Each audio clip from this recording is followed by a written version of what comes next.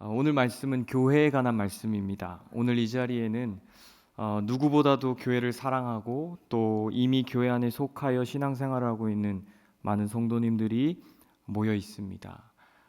교회를 사랑하는 분들이 이 자리에 다 모여 있는 것이죠. 그런데 교회를 무엇이라고 생각하십니까? 라는 질문에 어쩌면 제가 대답하는 것과 또 여러분 각자가 대답하는 것이 다를 수도 있겠다라는 생각을 하게 됩니다.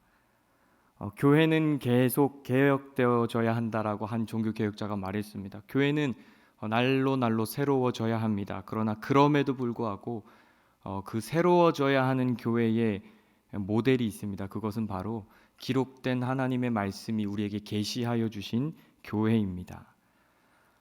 설교 말씀을 준비하면서 로이드 존스 목사님의 강해 설교집 서문에서 이런 글을 봅니다. 오늘날 교회들이 당하는 주된 고통의 원인은 우리가 너무나 주관적인 데 있다.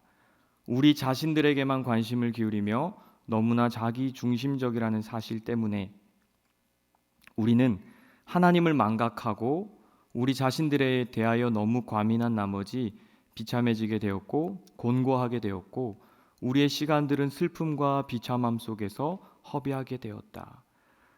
그리고 이렇게 말합니다. 성경의 메시지는 처음부터 끝까지 우리를 하나님께로 되돌아가게 하려는 것이다. 하나님 앞에서 우리를 겸손하게 하는 것이며 우리로 하여금 하나님과의 참된 관계가 어떤 것인지를 알도록 하려는 것이다. 마음에 참 와닿았습니다. 왜냐하면 세상에 속한 사람들이 교회에 대해서 이러쿵 저러쿵 말하는 것에 대해서는 충분히 이해할 수 있지만 하나님의 교회에 속한 성도가 때때로 교회에 대해서 함부로 말하고 또 교회를 평가절하하는 모습을 볼 때 마음이 너무나 속상하기 때문입니다. 교회라는 그 단어의 이미지가 퇴색되어 버린 오늘날 이 시대에 이 시점에 저는 말씀을 준비하면서 질문해 보았습니다. 교회란 과연 무엇인가? 그리고 이 질문에 대한 답을 찾고 싶었는데 그것은 제가 경험한 교회, 제가 생각하는 교회가 아니라 하나님께서 성경 구석구석에 기록해 주신 계시로 말씀해 주신 그 교회의 모습 속에서 답을 찾아야 된다라고 확신하게 되었습니다. 다시 말해서 우리가 기대하고 꿈꾸는 교회가 아니라 하나님이 기대하시고 하나님이 말씀하시고 하나님이 꿈꾸시는 그 교회의 모습을 오늘 이 저녁 시간에 한번 살펴보자라고 하는 것입니다. 여러분들이 이미 잘 알고 있는 아주 단순한 진리일 것입니다. 21절, 22절, 23절 이 말씀을 우리가 살펴보기에 앞서서 이 말씀을 우리가 보려면 이미 이 말씀은 15절부터 연결되어지는 말씀이라는 것을 우리 기억해야 합니다. 다시 말해서 1장 15절에서 23절은 한 문장으로 되어 있습니다. 15, 16절은 에베소 교회 성도들의 믿음과 사랑에 관한 소식을 듣고 하나님께 드리는 감사입니다. 감사. 그리고 16절 후반절부터 19절까지는 에베소 성도들을 위한 바울의 기도입니다. 그 기도의 핵심이 무엇입니까? 에베소 교회 성도들의 눈을 열어달라는 것입니다. 지혜와 계시의 영을 주셔서 그들의 마음의 눈을 밝아지게 해달라고 바울이 기도하고 있습니다. 여러분, 왜 성령을 구하고 있을까요? 이미 그리스도를 알고 있는 자들을 위해서요. 성령의 빛, 성령의 조명이 아니고서는 하나님께서 왜 에베소 성도들을 부르셨는지 그 부르신 소망에 대해서 알 수 없고 그 성령의 빛이 아니고서는 하나님이 우리에게 주신 이 기업의 풍성함이 얼마인지 알 수 없고 하나님의 성령이 아니고서는 하나님의 능력이 얼마나 크신지를 깨달을 수 없기 때문에 바울은 에베소 교회 성도들을 위해서 지혜와 계시의 영을 달라고 기도하고 있는 것이죠. 여러분, 말씀을 준비하고 전하는 이 순간, 이 과정 역시도 마찬가지일 것입니다. 성령의 도우심 없이 아무것도 할 수 없습니다. 성령의 능력과 나타남이 아니고서는 아무 열매도 기대할 수 없습니다. 20절 이하의 말씀은 바울이 하나님의 능력에 대해서 설명하고 있습니다. 하나님께서 능력으로 예수 그리스도를 다시 살리셨고 하늘에 앉히셨고 하나님의 능력으로 예수 그리스도를 모든 권세들 위에 뛰어나게 하셨고, 하나님의 능력으로 그리스도를 만물 위에 교회의 머리로 주셨습니다. 그리고 이어지는 23절은 교회에 관한 진술입니다. 교회는 그의 몸이니 만물 안에서 만물을 충만케 하시는 자의 충만이니라. 몇 가지 대지를 놓고 좀 말씀을 나누려고 합니다. 첫 번째 주제는 하나님께서 만물 위에 계신 예수 그리스도를 교회의 머리로 주셨다라는 것입니다. 하나님께서 만물 위에 계신 예수 그리스도를 교회의 머리로 주셨다. 22절 말씀입니다. 우리 같이 한번 한 목소리로 읽어보겠습니다. 또 만물을 시작.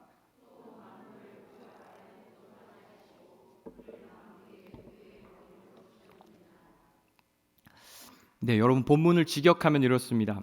하나님께서 그를 만물 위에 계신 머리로 교회 주셨다. 하나님께서 그를 만물 위에 계신 머리로 교회 주셨다. 조금 독특한 지점이 있는 것이죠. 만물 위에 계신 그리스도를 교회의 머리로 주셨다. 보통 그리스도를 교회의 머리로 주셨다라고 표현합니다. 골로새서 1장 18절 말씀에 보면 그는 몸인 교회의 머리라. 그가 근본이요 죽은 자들 가운데서 먼저 나신 자니 이는 친히 만물의 으뜸이 되려 하심이요. 그런데 에베소서에서는 교회의 머리 그리스도라고 하지 않고 만물 위에 계신 머리라고 표현하고 있습니다.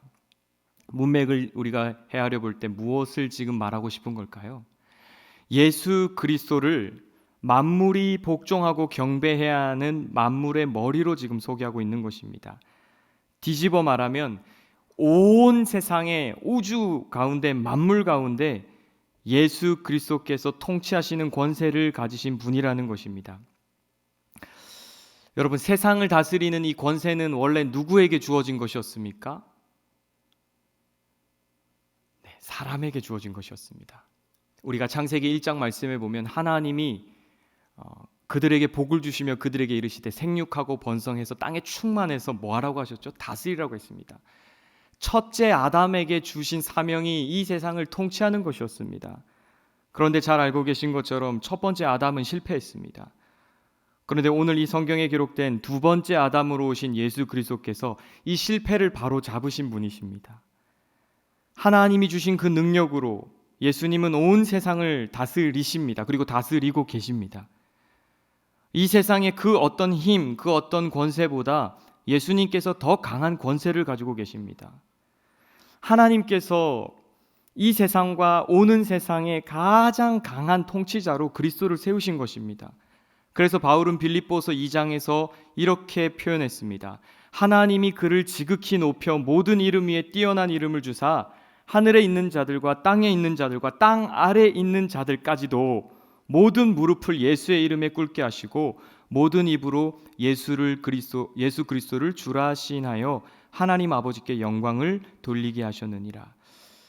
여러분, 예수님은 누구십니까? 예수님은 만물을 다스리시는 분이십니다. 하나님께서 이 세상의 모든 입으로 하여금 예수를 주로 시인하도록 하셨습니다. 아직 완전한 통치가 이루어지진 않았지만 예수님께서 온 세상의 통치자로서 이 세상을 지금 통치해 나가고 계십니다. 현재 진행이 되고 있는 것이죠. 여러분, 세상 가운데 예수님의 다스림을 피할 수 있는 영역이 아무것도 없습니다. 여러분, 이것을 정말 믿으십니까? 예수님은 우리 내수동교회의 통치자가 아니십니다. 저는 이것을 2015년도에 1년 동안 시컨 여행하면서 깨달았습니다. 배낭여행하면서 제가 깨달았습니다. 하나님이 교회 하나님이 아니시구나. 하나님은 진짜 열방의 하나님이시구나. 하나님은 정말 모든 민족의 하나님이시구나. 뼈저리게 느낄 수 있었습니다. 예수 그리스도는 교회 바깥의 세상을 다스리고 계십니다. 지난 3일 동안 여러분이 머무셨던 가정과 직장과 사회가 주님의 통치 영역이라는 것입니다. 하나님께서 온 세상, 온 우주를 다스리시는 이 통치의 권세를 예수 그리스도에게 주셨는데 더 놀라운 것은 그 통치의 권세를 가지신 예수 그리스도를 교회의 머리로 주셨다라는 것입니다. 여러분, 이게 무엇을 의미할까요? 이 세상의 역사를 운행하시는 그분이 교회의 머리라는 것입니다. 교회의 특별한 권세, 힘입니다. 온 세상을 다스리시는 예수님께서 우리의 머리가 되신다라는 것을 우리가 확신하게 될 때, 여러분, 교회는 세상과 맞설 용기와 담대함을 얻게 되는 것이죠. 오늘 이 성경은 에베소 교회 성도들에게 보내진 편지입니다. 여러분, 에베소는 어떤 도시입니까? 로마가 다스리던 그 시대에 가장 큰 4개의 제국 가운데 하나였습니다. 바다를 끼고 있어서 해상 무역을 통해서 부를 축적했고, 당대 가장 큰 신전이었던 세계 7대 불가사의 가운데 하나라 불리는 아데미 신전이 있었습니다. 한 번에 5만 명을 수용할 수 있는 신전이었다고 합니다. 에베소와 그 주변의 아시아에 사는 사람들이 아데미 여신을 숭배하기 위해서 이 도시를 심심찮게 찾았습니다. 그리고 이 여신 숭배는 당시에 아주 자연스러운 세상의 풍조였습니다. 우리가 사도행전 19장에 보면 어떤 사람들이 등장하죠? 이 아데미 여신의 모형을 만들어서 판매해서 생계를 유지하는 사람들도 있습니다. 그런데 여러분, 바울이 이 에베소 지역에서 사역을 하면서 그 도시의 사람들에게 뭐라고 외쳤습니까? 사람의 손으로 만든 것들은 신이 아닙니다. 여러분, 이 말은 누구나 할 수 있는 말입니다. 저도 할 수 있는 말이에요. 사람이 손으로 만든 것은 신이 아니다. 그런데 여러분, 이 메시지가 얼마나 강력했냐면, 바울이 이 메시지를 선포했을 때 에베소 도시에 사는 사람들이 불안에 떨었습니다. 사도행전 19장 27절 말씀에 보면, 제가 읽어보겠습니다. 그러니 우리의 이 사업이 명성을 잃을 위험이 있을 뿐만 아니라, 이 우상 제작해서 판매하는 그 사업이요, 위대한 아데미 여신의 신전도 무시당하고, 여러분, 바울이 뭐 대단한 사람이라고 그 말 한마디 했다고 지금 온 세계가 숭배하고 있는 그 아데미 여신의 그 위신이 떨어집니까? 더 나아가서 온 아시아와 온 세계가 숭배하는 이 여신의 위신이 땅에 떨어질 위험에 있습니다. 여러분, 에베소 사람들이 왜 이렇게 긴장하고 있는 걸까요? 여러분, 바울의 말 한마디가 뭐 그렇게 대단한 말이라고요? 오늘 이 자리에 있는 저와 여러분도 할 수 있는 말 아닙니까? 야, 너 그렇게 교회를 함부로 평가하면 하나님이 너 혼내줄 거야. 누구나 할 수 있는 말이지만 말의 무게가 다른 거죠. 여러분, 바울이 전한 이 메시지가 힘이 있었던 그 까닭이 무엇입니까? 바로 바울의 배후입니다. 하나님께서 바울을 통해서 온 세상을 누가 다스리시는지를 이미 살짝 보여주셨습니다. 바울의 손수건, 바울의 앞치마, 굉장히 신비한 일이죠. 이것을 사람들이 가져가서 병든 사람들에게 얹을 때 병이 떠나가는 일이 있었습니다. 여러분, 바울이 쓰던 물건을 어떤 사람에게 얹었더니 악귀가 떠나가는 일이 있었습니다. 여러분, 바울이 전하는 메시지에 에베소에 사는 이 수많은 사람들이 지금 벌벌 긴장하고 떠는 이유가 무엇이죠? 그들은 이미 바울 가운데 역사하고 계신 그 그리스도의 권세를 느꼈기 때문입니다. 온 우주 만물을 다스리시는 예수 그리스도께서 바울을 지켜주시고, 바울이 전하는 그 메시지를 통해서 에베소라는 그 도시를 변화시키는 것을 그들이 보았기 때문입니다. 여러분, 바울이 지금 믿고 의지하고 있는 분의 권세는 수많은 세상의 사람들이 의지하고 두려워하는 로마 황제 아데미 여신과는 비할 바가 아닌 것입니다. 오늘 우리가 기억해야 되는 첫 번째 메시지가 여기에 있습니다. 하나님께서 만물을 통치하시는 예수 그리스도를 우리의 머리로, 우리의 통치자로, 우리의 지도자로 주셨음을 우리는 믿고 확신해야 합니다. 머리 되시는 예수 그리스도께서 교회를 지켜주시는 것입니다.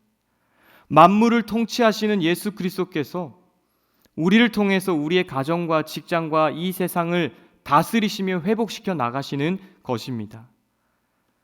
그렇다면 여러분, 머리 되시는 교회 그리스도 앞에서 우리가 해야 될 것이 무엇입니까? 그것은 바로 머리에게 복종하는 것입니다. 저는 순종이라는 단어를 쓰지 않고 복종이라는 단어를 썼습니다. 바울이 아내들에게 남편에게 복종할 것을 명령하면서 뭐라고 설명했습니까? 교회가 그리스도에게 하듯, 교회가 그리스도에게 하듯 아내들도 범사에 그 남편에게 복종할지니라.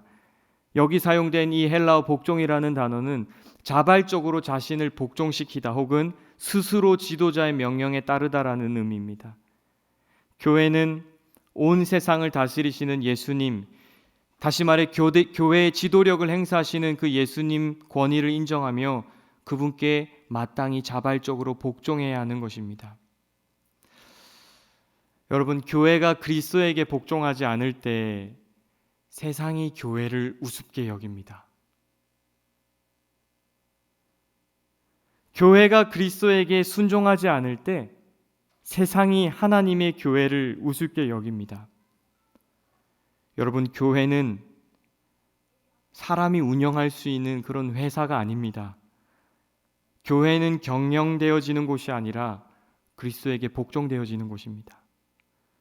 교회가 그리스도에게 복종할 때 그 교회를 통해서 예수 그리스도의 힘이 세상 속에 드러나게 되는 것입니다. 오늘 우리가 발견하는 두 번째 교훈은 교회가 바로 그리스도의 몸이라는 것입니다. 우리 23절 말씀을 같이 한번 읽어보겠습니다. 23절 말씀입니다. 시작. 교회는 그의 몸이니 만물 안에서 만물을 충만케 하시는 자의. 두 번째로 우리가 기억해야 되는 교회에 관한 메시지는 바로 교회는 그리스도의 몸이라는 것입니다.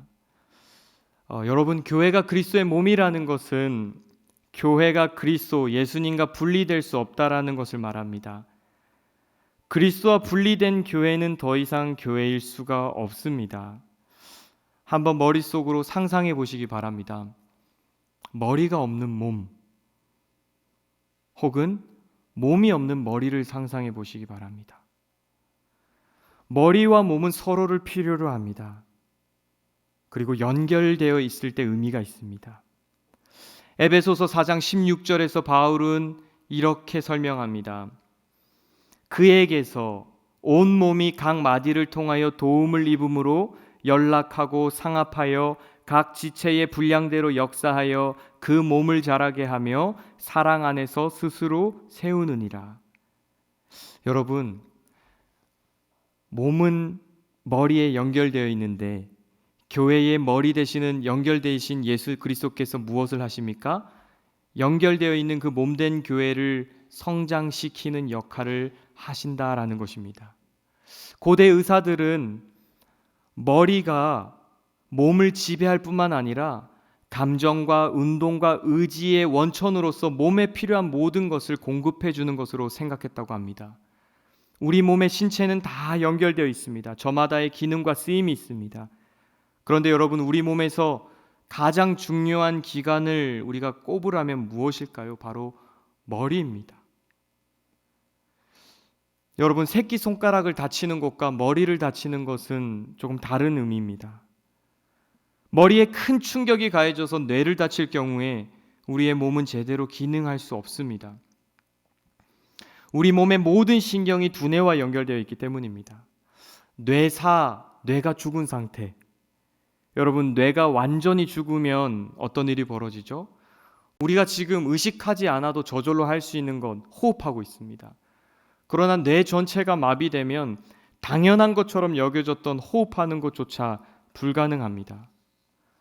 지금 바울은 교회를 그리스도의 몸으로 비유함을 통해서 교회가 어떻게 생명을 유지할 수 있는지를 우리에게 설명하고 있습니다. 여러분, 교회는 예수 그리스도의 몸입니다. 교회는 머리 되시는 예수님을 통해서 생명을 유지할 수 있습니다. 교회가 예수 그리스도와 분리되면, 연결되지 않으면 교회는 생명을 잃고 건강한 몸으로 성장할 수 없습니다. 예수님께서 포도나무 비유를 통해서 우리에게 말씀하십니다. 나는 포도나무요 너희는 가지니. 예수님은 포도나무시고 교회는 가지입니다. 포도나무에 잘 연결되어 있는 가지는 시절을 쫓아서 탐스러운 열매를 맺게 되지만 가지가 포도나무에서 떨어지게 되면 과실을 맺을 수 없습니다. 여러분, 교회의 생명력이 그리스도와 얼마만큼 지속적으로 잘 연결되어 있느냐에 달려 있다라는 것이죠. 갓 태어난 아기, 여러분, 아기의 생명이 누구와 연결되어 있습니까? 엄마와 연결되어 있죠. 엄마가 없는 아기, 그냥 혼자 버려져 있는 갓난아기는 여러분 살았으나 죽은 것입니다. 절대적으로 엄마의 돌봄을 필요로 합니다. 엄마는 아기 곁에서 하루 종일 아기를 주시하며 아기의 모든 것을 책임져 줍니다. 아기의 생명은 아기가 얼마나 열심히 노력하느냐에 달려 있는 것이 아니라 엄마가 아기를 어떻게 돌봐주시느냐에 달려 있는 것입니다. 여러분, 교회는 예수님의 돌봄을 필요로 하는 곳입니다. 저와 여러분이 사는 길이 무엇입니까? 예수님에게 잘 연결되어 있는 것입니다. 예수님의 표현대로라면 내가 예수님 안에 거하고 예수님이 내 안에 거하는 상태입니다. 너무나 제가 지금 당연한 말씀을 전하고 있습니다. 교회가 그분과 연결되어 있을 때 진정한 교회로서의 기능을 감당할 수 있다라는 것입니다. 예수님은 자신의 몸을 세우기 위해서 그래서 일꾼을 세우셨습니다. 에베소서 4장 11절 이하에 바울이 이렇게 말하고 있습니다. 그가 혹은 사도로, 혹은 선지자로, 혹은 복음 전하는 자로, 혹은 목사와 교사로 주셨으니 이는 성도를 온전케 하며 봉사의 일을 하게 하며 그리스도의 몸을 세우려 하심이라. 여러분, 왜 사도, 선지자, 복음을 전하는 자, 목사, 교사를 세우셨을까요? 몸을 세우라고요. 제가 왜 목사로 직분을 받고 사역합니까? 다 하나입니다. 몸을 세우라고. 하나님께서 왜 우리에게 각각 다양한 은사를 우리에게 허락해 주셨습니까? 몸을 세우라고요. 예수님께서 이토록 귀한 일을 우리에게 맡겨주신 것입니다. 우리는 한번 생각해 보아야 합니다. 교회를 판단하고 교회를 비난하고 교회에 대해서 말하기 이전에 우리는 한번 생각해 보아야 됩니다. 우리 교회가 왜 아플까? 왜 오늘날 교회가 힘이 없을까? 왜 오늘날 교회는 세상에 조롱을 받는 교회가 됐을까? 왜 그리스도의 몸이 이렇게 아픈 걸까요? 예수 그리스도와 연결고리를 살펴보아야 된다라는 것입니다. 오늘 교회에 관한 바울의 마지막 메시지는 바로 23절 후반절에 있습니다. 교회는 그의 몸이니 만물 안에서 만물을 충만케 하시는 자의 충만이니라. 여러분, 저는 이 말씀을 준비하면서 이 구절이 에베소서에서 가장 어려운 난해 구절이라는 것을 알았습니다. 익숙하게 읽을 때에도 어떤 의미일까라는 생각을 했었는데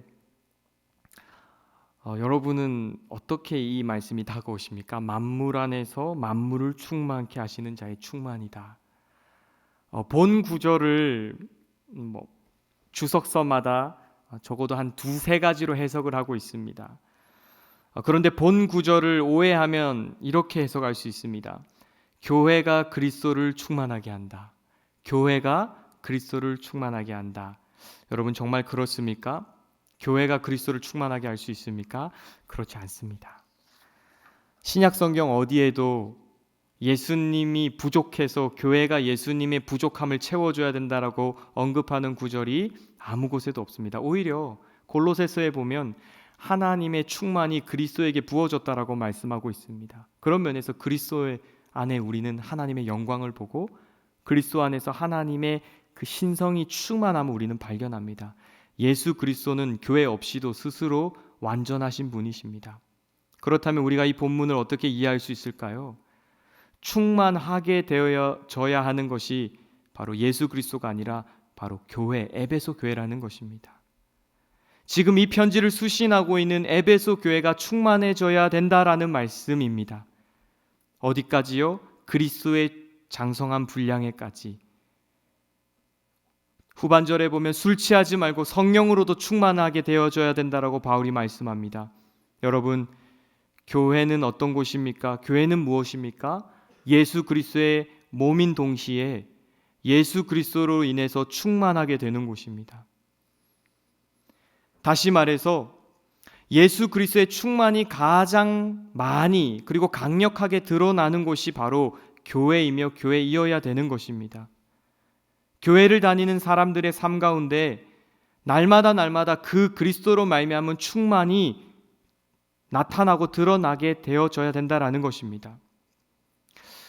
저는 이렇게 한번 공식으로 생각해 보았습니다. 이 세상에 만물이 있습니다. 그런데 이 만물 빼기 예수 그리스도를 해보는 겁니다. 여러분, 온 우주와 세상 만물에서 예수님을 빼면 뭐가 나옵니까? 조금 더 쉽게요. 저의 인생에서 예수님을 빼면 뭐가 남을까요? 오늘 우리 교회에서 예수 그리스도를 쏙 빼버리면 어떻게 되는 걸까요? 오늘 이 세상 바깥에 그리스도가 없는 사람들의 모습은 어떻습니까?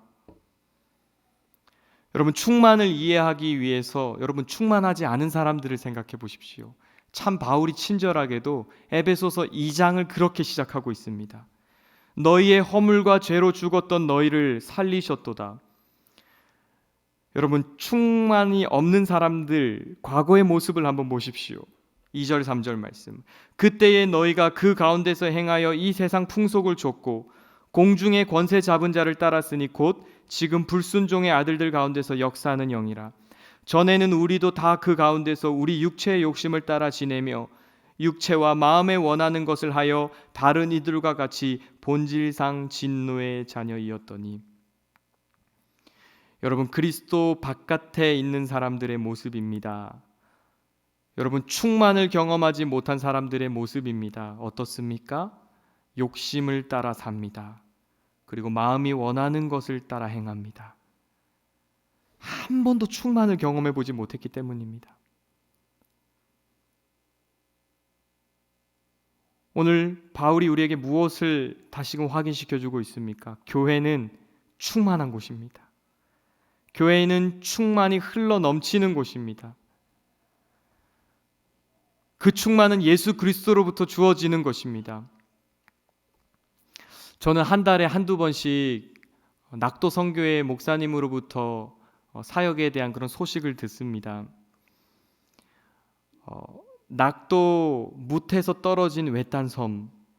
여러분, 이 섬에도 사람들이 살고 소수의 사람들이지만, 그리고 이 섬에도 사역을 위해 교회를 짓고 사역하시는 목사님들이 계십니다. 그래서 이 박원희 목사님께서 하시는 사역이 뭐냐면 오지에 있는 목사님들과 그 교회를 돕는 일을 하고 계십니다. 오늘 오후에도 1시쯤에 문자 메시지가 왔습니다. 목사님의 글은 늘 마음속에 도전이 됩니다. 그리고 그 글을 읽을 때 그리스도의 충만이 뭔지를 생각하고 느끼게 합니다. 새 교회가 사택 공사를 12월 초에 들어갑니다. 넙도도 오늘부터 공사가 시작되었습니다. 하역하고 공사 중입니다. 처음에는 200만 원 공사비로 충분하다고 했는데 막상 건축하는 분과 함께 가니 1000만 원 견적이 나왔습니다. 늘 이런 식으로 일이 진행되었기에 놀라지 않습니다. 그래도 새 교회는 수리에 들어갑니다. 11년 만에 수리에 들어가는 사택도 있습니다. 누군가의 섬김이 있어 가능한 일입니다. 고맙습니다. 암투병 끝에 완치하신 사모님이 정수기를 사달라고 연락이 왔습니다. 이제 뭐든 말하는 사람으로 생각해 준다는 것이 좋았습니다. 한 목사님은 임플란트 치료를 연결해 드렸는데 아침에 배삭과 차량 교통비를 지원해 달라고 합니다. 늘 비움으로 갑니다. 아무도 모를 것입니다. 비움으로 가는 길에 두려움을. 십자가, 예수 그리스도의 비움의 길은 두려움이었을 것입니다. 저는 늘 두려움을 느낍니다. 그러나 그 비움 가운데 채우시는 하나님 앞에서 그분의 살아계심을 누립니다. 사택 수리 소문이 났는지 6곳에서 더 수리해달라는 요청이 들어왔습니다. 사랑의 교회 청년부에서 설교를 했는데 어떻게 알았는지 청년 2명이 저희 홈페이지에 들어와 10,000원 작정 후원을 했습니다. 이뻤습니다. 그 마음이. 겨울, 가난하고 소외된 사람들에게 더 추운 계절입니다. 미안해지는 계절입니다. 미안한 계절이 점점 다가오고 있습니다. 우리가 만나는 때 우리가 만나는 사람, 공간, 사건 안에 하나님의 온기로 가득 차길 늘 기도합니다. 여러분, 오늘 23절의 말씀의 내용이 바로 이것입니다. 그리스도로 충만해지는 것입니다. 얼마 전 박원희 목사님과 교제하는 가운데 목사님 그런 말씀을 하시더라고요. 그동안 하나님께서 자기를 통해서 오지로 흘려보낸 금액의 액수가 80억이라고. 안 놀라시네요. 8억 말고 80억. 늘 하나님께 구하고 하나님께서는 그 공급을 채워주시고 그 하나님의 역사하심으로 말미암아 누군가의 빈손과 가난함과 굶주림과 추움이 덮어지고 채워져서 하나님의 온기로 채워지는 것입니다. 그것이 가장 강력하게 드러나는 곳이 교회라고 바울이 우리에게 말씀하고 도전하고 있는 것입니다. 사랑하는 성도 여러분, 저희는 오늘 이 저녁 시간에 어쩌면 좀 딱딱한 교회에 대한 말씀을 상고해 보았습니다. 저는 교회에 대해서 여러 가지 생각을 나누는 것보다 이 진리의 말씀 앞에 우리가 순복하고 고민하며 교회를 세워나가는 것이 훨씬 더 중요하다는 생각이 듭니다. 오늘 바울을 통해서 주님 우리에게 말씀해 주십니다. 그리고 다시금 확인시켜 주셨습니다. 만물 위에 계신 예수 그리스도가 바로 우리 교회의 머리이십니다. 우리 교회는 예수 그리스도의 몸이며 우리 교회는 예수 그리스도의 생명으로 말미암아 충만케 되는 곳입니다. 사랑하는 성도 여러분, 저와 여러분의 머리는 예수 그리스도이시며 저와 여러분은 그분에게 연결된 그분의 신비스러운 몸이며 예수님은 우리를 충만케 하셔서 이 세상을 더 충만하게 하기를 원하십니다. 오늘 이 귀중한 진리를 마음에 품고 온 세상을 부요하게 하는 일에 쓰임받는 저와 여러분이 되기를 간절히 소망합니다. 우리 같이 한번 기도하시겠습니다.